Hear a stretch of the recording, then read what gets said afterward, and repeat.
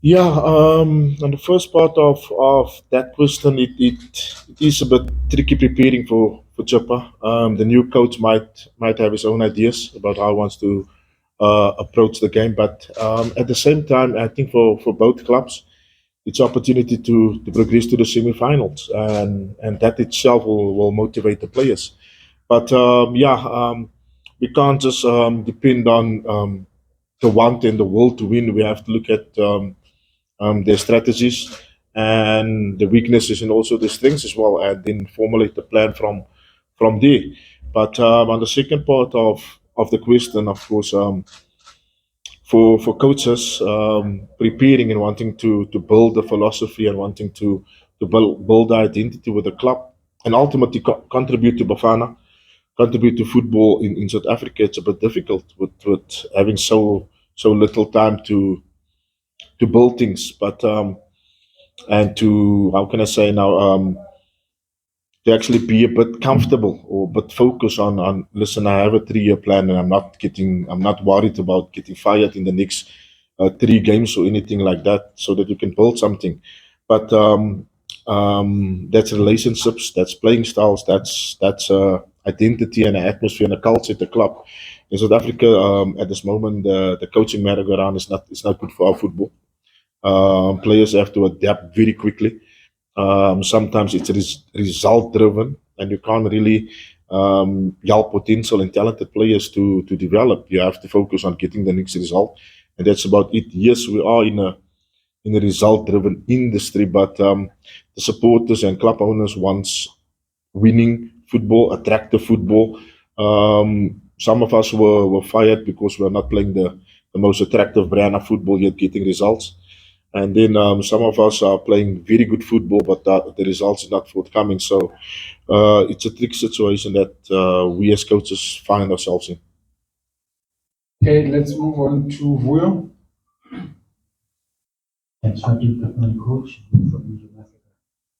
Predictors coach when it comes to especially tournaments like this or matches, going to matches like this, they would look at how the teams perform in the league, sort of then predict whether, in this case, a Sekhukhune would easily win against Chippa United. How much do you read into those statistics? Or are you very much wary of looking into them, especially for a team like Chippa as well, despite how they perform in the league, they would feel that moving into the first round of beating could bring that success or sort of feel that form. How much do you read in those sort of predictors? Um, I think where we are sitting, first and foremost, we need to to see that it's a cup game, and I think Dondal Stars has proven it in this tournament that anybody is capable of beating anybody. And even the lock table goes out the window. I think also the lock indicates this season that it's very tight. I think from fifth down to the bottom one, it's bumper to bumper. So anybody can beat anybody. Chopper at this moment possesses a lot of good individuals in the team, some exciting young talent as well, and I'm sure they would want to win. For us, it's to guard against complacency, saying that we can't look at the lock table going into this game. We have to be mentally focused. Not get anxious, not get nervous about the occasion as well, and just play the match. We did very well against them in the league game. Yes, it was a draw, but I think the performance was very well, very good. But this game, it's their own game. We're going to P. We have to travel as well, and I'm sure they also fancy the chances against us. Okay, let's move on to my right hand side. I saw a few hands there. Let's start with Kamo, Velile. I've also noted Lorenz. Thanks much, Coach. Dolphins was just to continue my question from the colleague Julio. I mean, you come from a win against Whitesburg and Chippa United are winners. Do you think that with the game that you come from, will you give it enough test going into the game against Chippa? Yeah, the Chipper game, yeah, Kurt was in charge. The structure was good against us. They knew what they were coming for that game. I think the objective was a draw. They sat back quite long in that game. So I think getting a draw, Chippa getting a draw away from home, they fancy the chances now with them. Going into this game,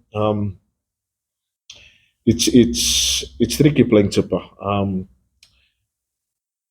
If you look at the games that we analyzed, that we looked past before last night as well, there's some very good moments which they displayed. There's some individuals that can turn a game. Labicho, there's so many in there as well. September, the young boy Giovanni, Igorua. It's players that can really turn a game, and some individual brilliance that can turn a game in their favor. But we have to focus. We have to fancy ourselves as well. Maritzburg wasn't at all an easy game. The same can be said for their personnel at their disposal. I think they have a very good strike force in Friday Samu and Sekhukhune as well. And then the midfield, the likes of Travis Graham, Gallas, it's a very good team. So I think we were tested. We are getting tested as well in every game. But for us, it's about improvement. It's about the structure. It's about the confidence and the relationship between the players. Players, the technical team as well. Right now, we in a good space. The spirit in the team, the attitude of the players, I can't fault them for anything. Myself as well.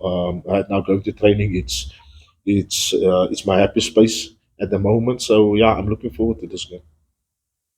Okay, Velile. Thank you, Coach Bello, for the ABC here. I just want to go back to the first question from my colleague Mazola and how you responded to it. And it's an interesting thing that you're talking about, and the coaching changes and how they happen. But as someone who's been in football, not just in the Premier Division, but even at amateur level, do you think maybe from how the clubs are operated, we are missing where there's proper football projects, where you would be dealing with a technical director, someone who's more technical, and also now some of the coaching changes and how they happen, and even how you're talking about how you explained to about not playing within football. A football project is explained properly to you, and you're dealing purely with technical matters and not issues that are just aside.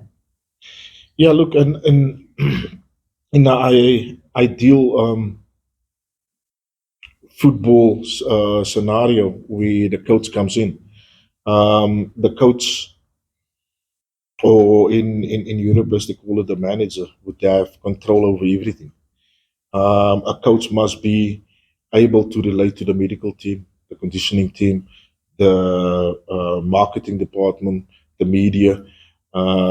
Sponsors want to get involved, so we have to control as much as we can. Going into a football match, it's just not about that game. The psychology part, you need to manage players with the social aspects as well. So for us, yeah, the technical tactical plan. There's a lot of outside influences that you also have to be mindful about. We do not get the credit at times that we deserve, because at one moment a coach has to deal with 30 players, all different cultures, different attitudes, different personalities, different problems. And when that problems comes to the training field and coming to matches, it affects performance, and that's what we call principles of performance. So one game, yeah, it takes a lot out of you. The stresses that you're also getting from supporters, getting from the owners as well, it's immense. And I think the football supporter or the football person that looks at football just looks at the training and the match. Um, for us to build the culture, to build the identity, to build the philosophy, it has to buy in with what the club wants as well. I think we were making a mistake is that giving a coach come in with his identity instead of marrying the two, the club's the club's philosophy as well as your personal philosophy. I think that's get neglected. And then you have technical directors. You have in South Africa, you have football managers as well. That is not participate at the highest level, neither nor playing or coached, and you have to give and you have to hear their opinion and then formulate and make them happy as well. And at the same time as well, I think the media also plays a big part in getting coaches fired. Um, Supporters react to articles, so owners react to articles, and I've been there and seen that. So yeah, it's a lot that the individual takes just coaching a PSL team. Interesting. The part about the media. Lawrence? Coach, I spoke to Kamo in a week. Obviously, he was 14 years in Europe, played at the highest level. And he says there's a lot of talent in Sekhukhune and the PSL in general, but what's lacking is maybe professionalism, outside and inside of the field. Do you think you've made some significant changes in the mentality of the squad since you've arrived here? Because he did speak highly of you. He said you're very family man, Mm. and you make them happy, and you're very intelligent coach as well. Oh, thank you, Kamo. Yeah, the quality, the professionalism of Kamo rubs off on everybody. What he well, what he brought to the team. Yes, he came back from a long term injury. We had to bring him along carefully. Let's put it that way. He completed his first 90 minutes against Maritzburg, and you could see the quality. I think he's one of the best sixes in the country, deep line playmakers. But his attitude towards his work towards football, it's on another level. And at times, players also, some of his teammates just sit back and observe him. The extras, whether it's on the field or off the field, in terms of analysis, in terms of I need to do more, I need to look after my game. It amazes me at times because I don't see it all the time in South African football. The quality is possessed. I think that was evident against Maritzburg, and then upon our post-match analysis, he also said it's not yet 100%, and I can't then wait to see him at 100% because it was a truly great performance he gave against Maritzburg. I'm sure if he continues on this part as well, he might get a look in for Bafana again and hopefully go to the AFCON. But he brings up, along the young guys in the squad nicely, and also gives advice to the more senior players as well. 14 years in Europe is no joke. You're away from family. It's a different environment, different climate as well.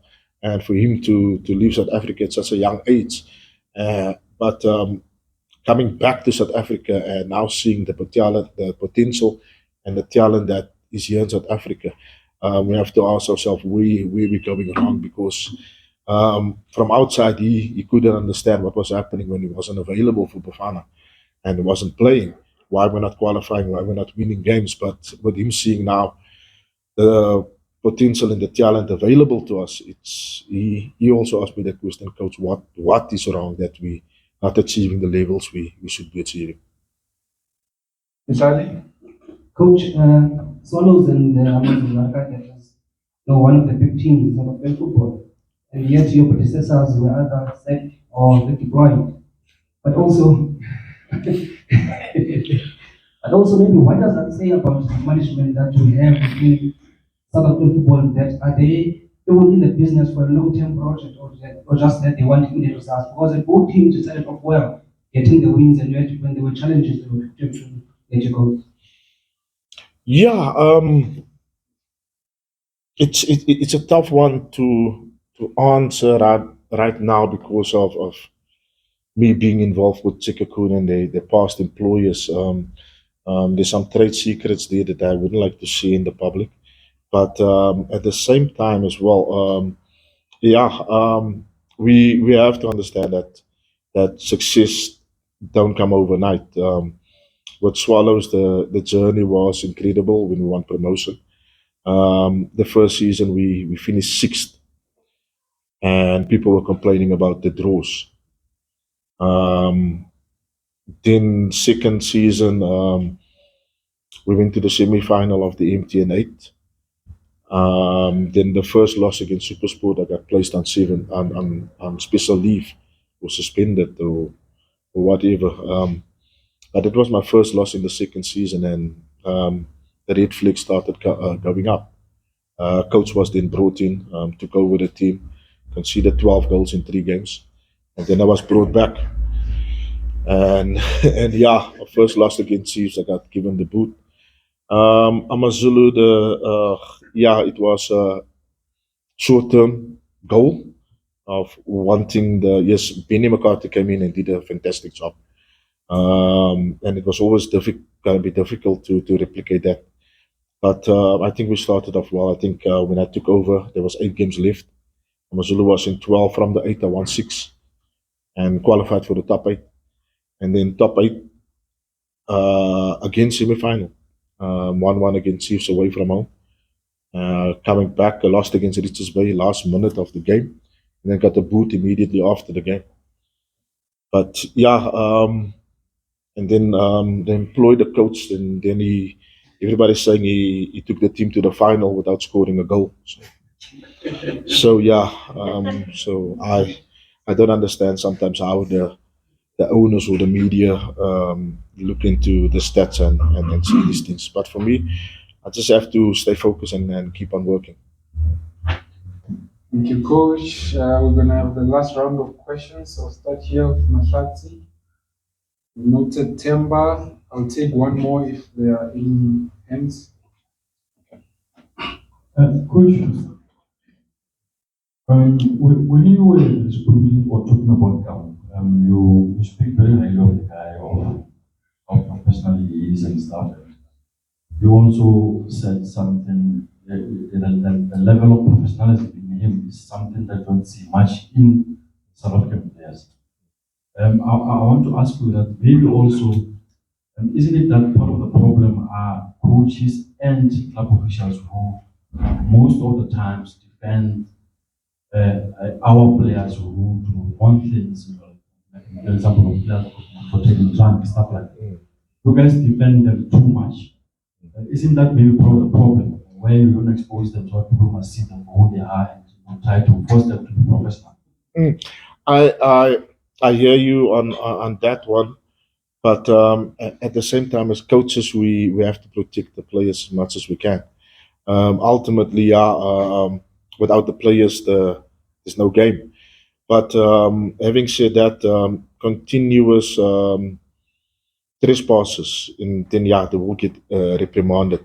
But I'm not saying Carmo alone. Villa as well came in. It's a very good level of professionalism.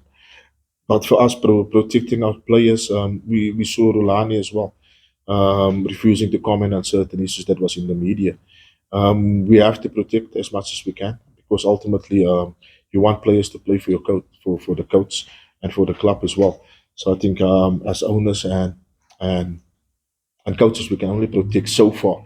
But for throwing a player under the bus and throwing his laundry out in public, the next player might think, hey, next is me, and this coach don't care about us or anything like that because listen to what he's saying about my teammates. Players are close. They are like brothers. They are family on the pitch. So and this we the let's say the revolt starts in the cloakroom, and this where the divisions comes in between technical team and the players.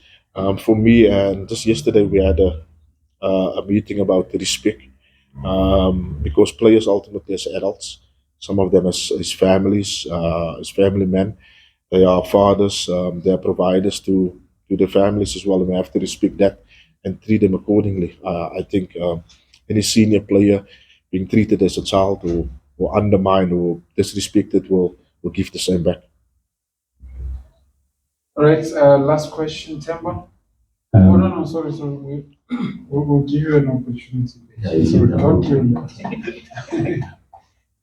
Go ahead. Joseph from Sports. Coach, I'm just looking at, in an ideal world, Sekhukhune would be a top three team, looking at the material that you have, the playing personnel, and with you being there, it has actually given a glimmer of hope to the followers and probably the management, hopefully. What is it that you think is short to make Sekhukhune a challenging team, not to actually taking away the fact that you are still in the Nedbank Cup, it's still there for the taking. What needs to happen for Sekhukhune brand to just shoot up and contest? Because when it comes to players, they can match any other team in the PSL. Yeah, I think the owners are mindful about it. From the chairman as well. It's for him. The message from him to us was it's a 3-year project. But he says let's push it to 5 years. So I'm happy about that, and hopefully I'll stick around and be still here. But saying that, right now for me personally, this is my opinion at the moment is that Sekhukhune has registered 53 players this season. Right now we are dealing with the squad about 35. I think for the quality to come out, we have to get rid of the quantity that is there. For a coach to succeed and to keep the competitive level on training, it has to be quality. The intensity needs to be right. And once it's a bloated squad and you have to try and keep everybody happy, the focus gets divided. And at that moment, you will have a disgruntled group about 10, 15 players on outside. And then you'll have about 20 players that you're working with at the moment and focusing on. And I think that's the difference, being a human being and wanting to keep everybody happy as much as you can. I think the focus gets shifted from the coach. Our technical team is not that big. It's a very good technical team as well, but at at one moment our focus is not entirely on the whole group. And I think the squad management, breaking it down to quality and not working with quantity, I think that will really show what Sekhukhune is about. At this moment, it's about managing that whole squad. But the players are reacting to the tactical flexibility, the tactical plans. I have the Zambian captain in my team. I have the Ivorian number one. I have internationals. I have former Bafana players at my disposal, players who's won things in the country and has played the CAF Champions League. So it's a squad full of talent, full of potential, full of material that can actually win things. But when I took over, it was in 15th place. It was a team that was low on confidence. It was a team that had a structure that didn't justify the type of football they were playing at that moment, and some of them weren't happy at all. So for now, it's understanding all of them, getting them to buy into where we are going with this project, and hopefully we'll get it right next season or the season after. A quick one, Actually, Benji. coach, mine is a quick one. I wanted to ask on the players, but because you have explained a lot, I just wanted to ask on the two goalkeepers. They're both international goalkeepers. How do you balance it? And the next one is an injury update. Who is available? Who is not available? Yeah, the two goalkeepers, Toaster and Badra, both number ones for the country. At this moment, Badra has the number one jersey. He kept 2 clean sheets in a row. I think for that, he has to warrant his place in the next lineup. Toaster at this moment, yeah, it's a bit difficult. AFCON is coming. We had a meeting, we had a one-on-one about the situation at the club, but it's for me to manage. It's for me to keep them both happy. But eating the business end of the league and in the cup as well, I think we want to take minimal risk, and continuity and consistency is going to be key for us.